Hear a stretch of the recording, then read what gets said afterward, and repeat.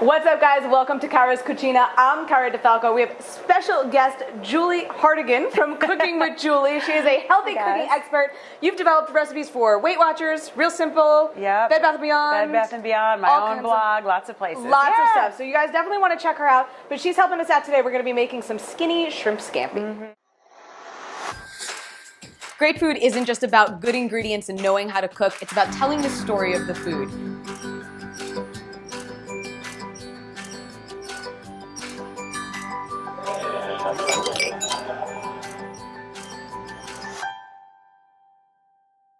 All the flavor of your favorite dish with way less butter and oil. And I have a sneaky tip too to lighten up the carbs if you want to. I understand you just got a health degree, right? Yes, yeah, exactly. Integrative nutrition health coach. Super cool. So I figured this would be an interesting way to show your viewers how to lighten up classic Italian cuisine and still enjoy all that delicious flavor and feel no deprivation. And it's very easy to make for weeknights too. So it just takes a handful of ingredients, and since we're not using a nonstick pan, let's coat it with a little bit of cooking spray. Okay. It's going to let us get away with using a little bit less butter and oil, and that's the trick. Shrimp scampi is usually all butter and oil, and I'm going to show you a way to make a lightened up sauce with much less. So now we're going to start on a low flame. Get that going. Awesome. And we're going to add a tablespoon of olive oil to the pan. Perfect.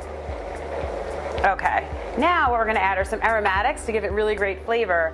2 large shallots minced. I love to cook with shallots, and I don't think enough people at home think to use them. They're like tiny little mild red onions that have a mix of onion flavor and garlic flavor. And I just think they give pan sauces such a great flavor. And again, we're gonna inject tons of flavor into this without adding a lot of fat.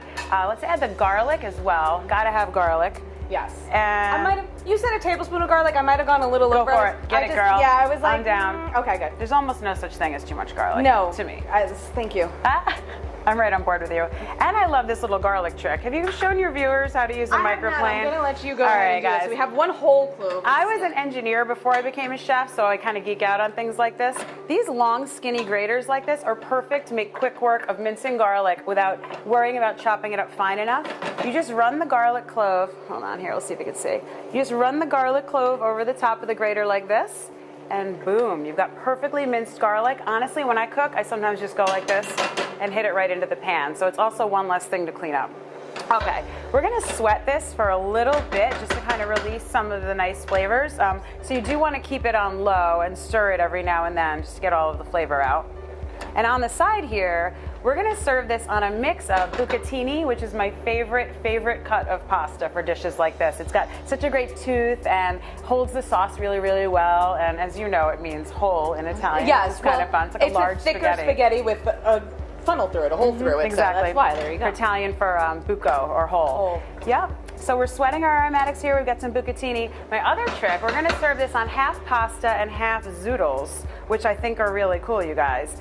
I'm sure you've been seeing zucchini noodles everywhere. They're even prepared in your supermarket. And what's really cool about mixing the two, you're going to get your pasta fix, but get like a healthy dose of veggies snuck in there as well. Yeah, and it adds lots of great color. The trick with these, you want to add them right at the end because they release water and get mushy. So I'll show you guys how to do that too. Cool. Okay, so these are sweating pretty well. We're looking good here. It smells amazing. Yeah, it's going to smell great. So the next thing we're going to be adding are some peeled, deveined, defrosted shrimp. And another tip, go for it, Cara. We can add it in. Thank you for doing all the cooking here while I just talk. She's like right in there, you guys. So I always advise people to keep a bag of frozen peeled deveined shrimp in the freezer at all times, and here's why.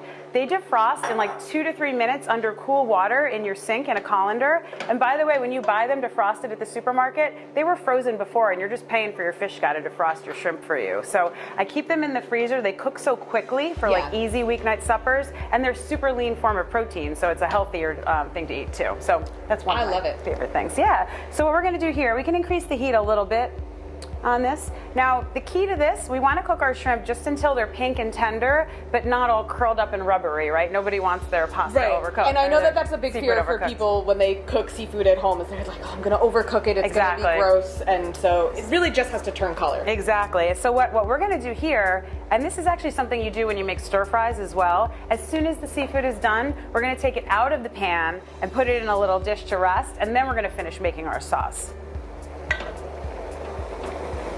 Check this. So this should take about 2 to 3 minutes per side. All right. Okay, so our shrimp are looking great. They're curled up, they're pink, they're a little bit firm to the touch. You can tell with your spoon too. So now we're gonna get them out of the pan into the dish so they don't keep cooking. I was like, we had a slotted spoon here slotted for spoon ourselves. definitely works best. And we don't have to worry if some of the garlic and shallots jump out with them. It's all gonna get added back into the sauce at the end. Again, we're just trying to avoid overcooking our shrimp so they don't get rubbery on us. Perfect. So what we're going to add next, once we get all of our little shrimps out, and by the way, this recipe is easy to scale if you want to make this for 2 people or up to 8 people. We're making it for about 4 people right now. Comes together and like shrimp. Exactly, a little bit more than a pound of shrimp. Okay, now we're going to add some wine to the pan. I'll help you out here. Thank you. Sure. Just a dry white. I use things like Sauvignon Blanc. You can use a dry Pinot Grigio, an unoaked Chardonnay, and we're just gonna scrape up some of those brown bits and get some of the deliciousness up off of the bottom of the pan. That's gonna build great flavor into our final sauce. Perfect. Just cook it down a little bit so it doesn't taste super boozy, but you want that little hint of wine in there. A little something. Just a little something. Okay, next, and here's my top trick, you guys. In a traditional scampi, we'd be dumping more butter, more olive oil, more butter, more olive oil. Instead, what we're going to do is add some chicken broth to the pan. Okay. And stay with me here. You can go for it. Am I adding all of this? Yeah, go for it. Okay. And what we're going to do is cook that down. We're going to increase the heat really high and reduce it so it gets nice and thick and it creates a really flavorful sauce with way less butter and oil than you would traditionally need. And I it's love got it. all that great flavor of your traditional scampi for way less fat. Absolutely. Okay, so we're gonna let this come to a boil? Yeah, let's bring that all the way up to a boil. Okay. All right, so we've got it reduced down. It's getting bubbly, but you can see the bottom of the pan through. It's getting a little bit thicker. So now what we're gonna do to make a really flavorful sauce is add a few key ingredients. Definitely some hot pepper flakes. Let's go for those.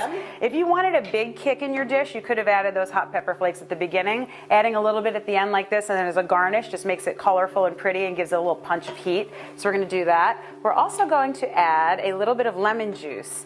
Now, citrus juice is a trick I use to balance sauces out. It gives this really great brightness to dishes without tasting too lemony. And here's my next trick. I love using lemon zest in my cooking because if something's getting too tart, like from the wine, from the lemon juice, but you still want more bright lemony flavor, adding the zest will give you that lemony flavor without making it more tart. And again, look what comes out. Yeah, my microplane comes out again. So you can use this for your garlic and you can also use it for, you see it falling in, you guys, for citrus zest. So we're just gonna add a little bit of that. Now here's my last tip to make this sauce super rich and flavorful without adding too much fat. Now we're gonna add the butter. Now we're adding the butter. And we're just adding in about... It's like a teaspoon, yeah. So what you do, when you whisk butter into a sauce at the end like this, it gives it this creamy, rich, kind of delicious, luscious mouthfeel, again, without making the sauce all butter. It's kind of a French technique, actually, to put a little butter in at the end like this. Okay, so our sauce is good, it's ready to go. Now, if you've noticed, I haven't added any salt. We can add some pepper later, but I haven't added salt yet because when you cook down the chicken broth, depending on how salty the brand is you bought, you're not sure how salty your dish will be. So let's just wait to season it till the end. Okay, now what we're gonna do is add half bucatini. I'm gonna grab our zoodles from behind. Yeah. We're gonna add half bucatini and half zucchini noodles or zoodles to our sauce. Yeah, go for it. Now this is when you wanna add your zoodles to your cooking. They take a minute, at most, 2 minutes. You really just, because you want them al dente. All your noodles should be al dente, right? Both the pasta and the veggie noodles. Veggie noodles. So as you can see, this makes it really colorful and really pretty. A little mix of veggies and pasta. You could, by the way, if you're not into zucchini noodles, you could use carrot noodles here. You could use beet noodles. There are so many different kinds of spiralized veggies now. Yeah, you could make tricolor pasta if you wanted and do carrot, zucchini, and pasta. But I love that this way you're getting your healthy dose of veggies and your pasta fix all at once. All at once. Yeah. Okay, so now we're just going to add our shrimp back in. Okay. Good. I'll hold a few. Thank you. Put in all that luscious shallot and garlic and all that great flavor. And we'll garnish with a little bit of chopped parsley. You could do basil too. Basil adds a nice flavor and it goes really well with the lemon. Parsley is totally traditional for scampi though. And that's it. Our dish is done. So easy for a weeknight supper, right? Super easy. About So you know what we're gonna beginning do? to end. We're gonna plate this up. You and me. We're gonna have a taste. Yes, let's do it. All right, guys. All set and ready. That was so super simple. Thank you so much for sharing this recipe with us. So welcome. You can get this dish at caradifalco.com, but you can get her Yes, I at... share tons of recipes at cookingwjulie.com and on Instagram at cookingwjulie too. So we will link you guys up in the description box below. And as always, if you're new to the channel, please hit that subscribe button. And we always appreciate a thumbs up as well. We're going to give Julie a thumbs up because this smells amazing. And I will see you guys Facebook and Instagram at Cara Di Falco. I'll see you next week for another great dish. Julie, thanks so having much. me. I appreciate it. Bon appetit. Bye.